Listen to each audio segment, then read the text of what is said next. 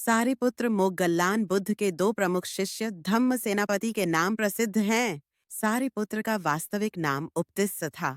बौद्ध परंपरा में उन्हें सारिपुत्र का नाम इस कारण दिया गया था कि वे नालक निवासिनी रूपसारी के पुत्र थे। उनका दृढ़ संकल्प बौद्ध इतिहास में विशेष तौर पर उल्लेखनीय है। गौतम बुद्ध के पुत्र राहल की उपसंपटा दीक्षा भी उनके द्वारा की गई थी। अभिधम्म बुद्ध धम्म की मौलिक विवेचनात्मक सूक्ष्मता की देशना है। इसे धरती पर सुनने वाले सबसे पहले मानव सारिपुत्र थे और समस्त मानव जाति में वे अकेले व्यक्ति थे जिसे बुद्ध के मुख से सीधी सुनने का गौरव भी प्राप्त है। इस प्रकार हम देखते हैं कि सीधी सुनने का गौरव भी प्राप्त है। धरती पर अभिधम्म की ज्योति जलाने वाले पहले आचार्य सारिपुत्र थे, जिन्होंने गुरु शिष्य परंपरा द्वारा समस्त विश्व को अभिधम्म का अनुपम उपहार दिया।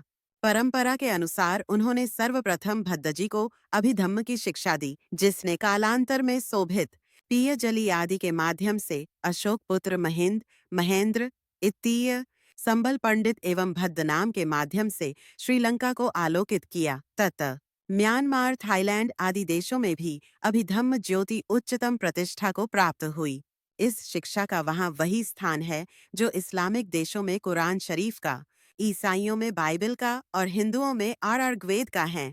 कहा जाता है कि तावलिंस लोक में परिछतक वृक्ष के नीचे सक शक्र ज्योतैक्स जाबी अवश्य के इंद्र के आसन पर विराजमान हो 3 महीने तक अपनी माता को अभिधम्म की शिक्षा देते रहे, किंतु हर दिन वे अपना प्रतिरूप वहां रख अनोत्तप सरोवर में उत्तर सारिपुत्र को वही देशना सहज स्मरणीय रूप में सुना जाते।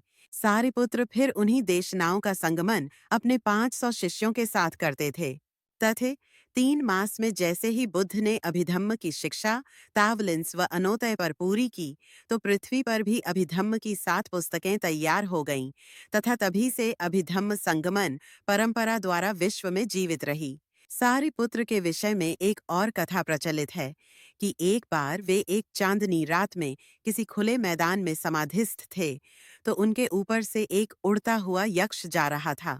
उनके चमकीले व चिकने सिर पर पड़ती हुई चांद की रोशनी से आकृष्ट हो उस यक्ष को एक शरारत सूझी और उसने उनके सिर पर एक जोर का घूंसा मारा। कहा जाता है कि वह घूंसा इतना शक्तिशाली था कि उससे एक पर्वत भी ध्वस्त हो सकता था, किंतु सारिपुत्र की समाधि पर उस घूंसे का कोई प्रभाव नहीं पड़ा। हाँ, म्यू आइस आई कमाथी। जब वे समाधि से उठे तो उन्होंने अपने सिर पर थोड़ी पीड़ा अवश्य अनुभव की।